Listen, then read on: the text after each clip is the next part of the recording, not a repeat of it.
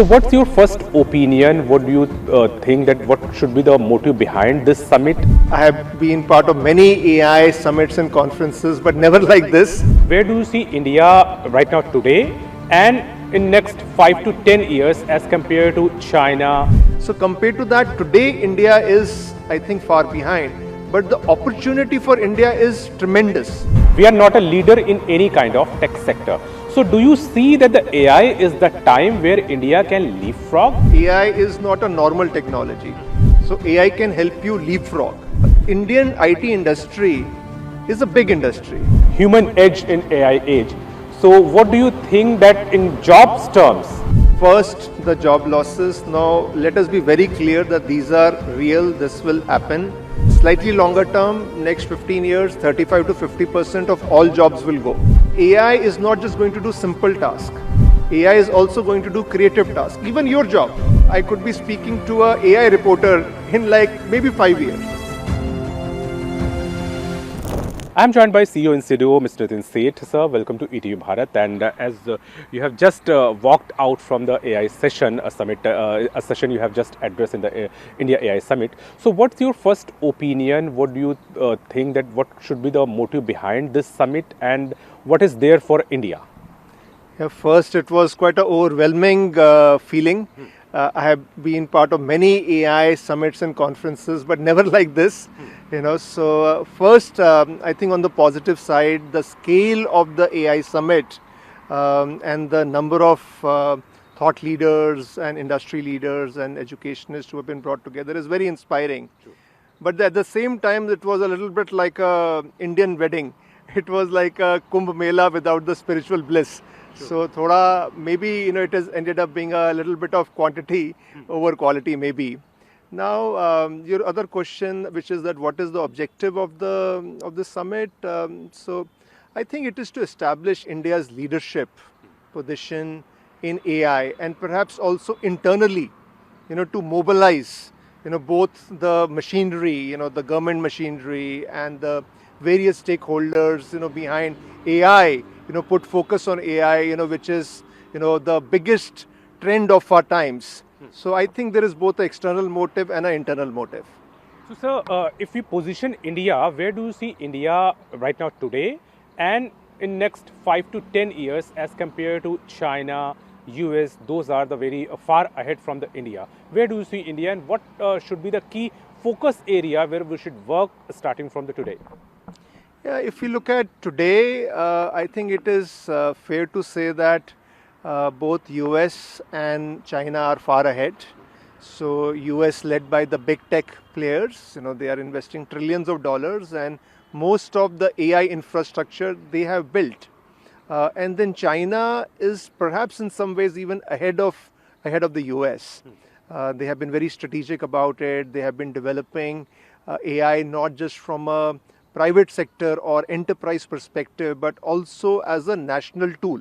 So compared to that, today India is, I think, far behind. But the opportunity for India is tremendous. India actually, both the American and the US and the Chinese models have some big gaps which India can really fill. What are these gaps? Now, the American model of AI is very, very capital intensive. So it is costly, the ROI is not there.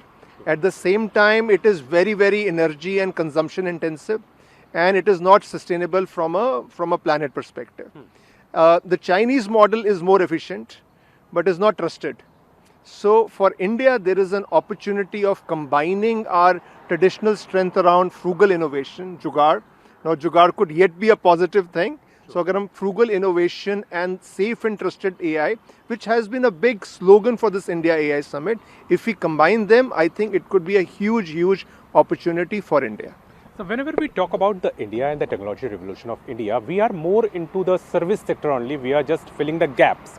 We are not a leader in any kind of tech sector. So do you see that the AI is the time where India can leapfrog, and this is the situation from where we can be in a good position to show that India has something to do? Very, very well said. I think AI provides us that opportunity because AI is not a normal technology. You use the word leapfrog. So AI can help you leapfrog. Yeah. So now Indian IT industry is a big industry, and I think while we say we have not built products, but there is a lot of strength in the industry, both from a technology and a domain perspective. Now this is the time, when we really have to make that shift from a services focus to a product focus. Now there is also a risk. If we don't do it, then I think this industry will go down. Yeah. But if we make the shift, then actually there is an opportunity for us to capture a lot more of the value. Today in the entire technology value chain, we are perhaps doing 80% of the work, capturing 10 to 20% of the value. Now I think there is now the time that we make the next leap for 20% and then capture a lot of that 80% value that we are not capturing.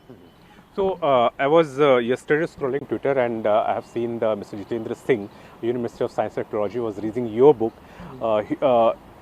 Human Edge in AI Age. So what do you think that in jobs terms, where we are right now, and if these kind of technology definitely going to benefit China and the Japan and all the countries like these where the human age are growing up? Because in India we have a demographic dividend as well. But if we talk about the AI, when AI comes, what kind of devastation situation you see? See, it's like a double-edged sword. So first, the job losses. Now, let us be very clear that these are real. This will happen. That slightly longer term, next 15 years, 35 to 50% of all jobs will go. Sure. That's a very big number. And the impact will be more on the services sector, the white-collar jobs. So in some ways, it is safer to be a plumber or a factory worker than a computer science, engineer. So that impact is very significant. It will happen. We have to prepare for it. But at the same time, there is also a very big opportunity that because of AI, every industry will get disrupted, and that will create hundreds of thousands, perhaps millions of opportunities for startups, for entrepreneurship. So we have to really shift our focus. If we want to benefit from AI age, the main thing for India, Saurabhji, is that we have to shift our focus from jobs to entrepreneurship. We have to not be stuck with jobs. If we keep on asking for jobs, those jobs are going to come down. We have to create new jobs. Those jobs don't exist today, and they will not automatically get created with AI. That's a mistake. That's a misconception. To create those jobs, it will be new type of businesses, new ideas. So this needs a lot of creativity. This needs a lot of problem solving. But we can do it. If we do it, then the future is going to be ours. So you're one of those people who felt the heat of the computer revolution, computer age, computer coming in, and the phobia of the computer, that when computer come, everything will be different. No one is going to survive kind of situation. And this is also same situation. If AI is going to enter in these days, something will happen. So how do you see this situation different from that? Or what kind of options do we have to sustain in this? See, I would say that the AI age and maybe both the threat and the opportunity is bigger than the computer age and the internet age. I think these are two significant ages that both of us have seen. So this is bigger. This is bigger. See, first there is no escaping it. So you can't say that I can sit this out. Yeah, this is going to impact us in a very, very big way. And my encouragement, the reason I wrote the book Human Edge in the AI Age, is that humans still remain very relevant. It's not that AI is becoming very powerful. It is going to impact all work. Yeah, it will impact jobs. But it does not mean that as humans, our value will go away. Yeah.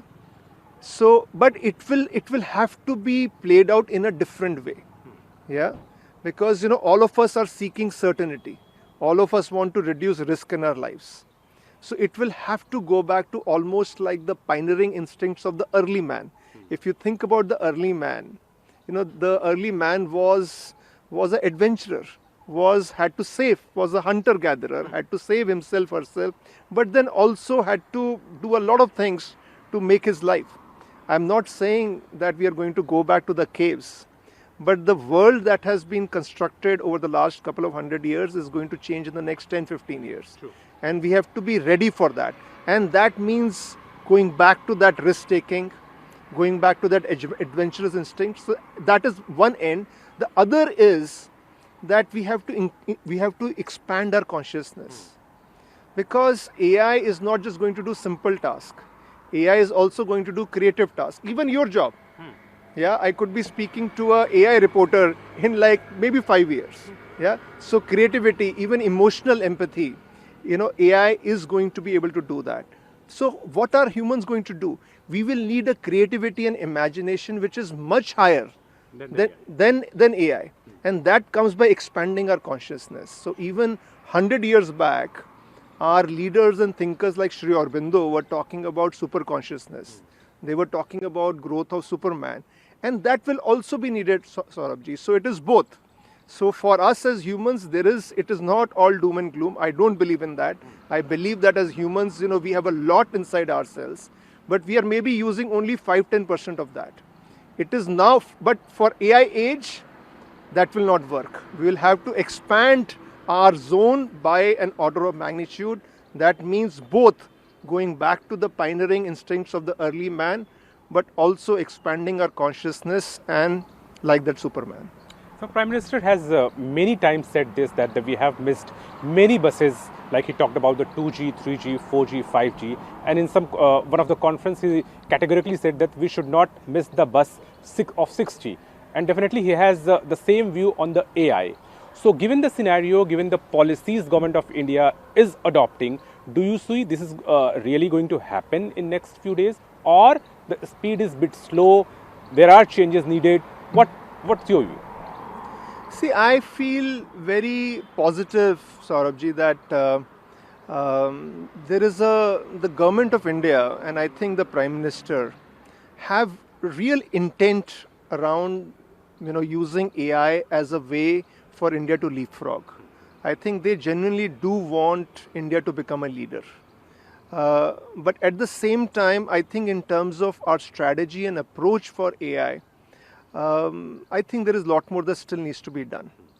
I think there are a lot of good things happening, but the magnitude of challenge for us is perhaps more than other economies, just because of the shape of our talent pyramid. We are a young economy, more than 500 million people below the age of 35. So the challenge for us is bigger. The opportunity is also big, and the shift that we are talking about from jobs to entrepreneurs is not an easy shift. This is a very fundamental shift, which is not just about providing technology. This is about, changing mindsets, going down to our education system and changing things not just at a college level, but at a school level. So it's a very foundational shift. So I feel that there is a lot more that needs to be done. But I am very, very excited by the sheer energy that is being created. And as both of us know, that in India, nothing follows a predictable path. Our way is a little chaotic. So right now, it appears a little chaotic, as is the India AI Summit. But I am quite hopeful. I'm still very hopeful and positive that, as a country, we are now ready for the AI age. It may not appear so. We may stumble a little bit, but if you take a 5-10 year view, I think this is going to be very positive for us. So in next 5 to 10 years, I hope with the AI Summit, Government of India and the more people also get a clear path to walk with the AI. With camera person Sandeep Singh, Saurabh Shukla, ETV Bharat, Delhi.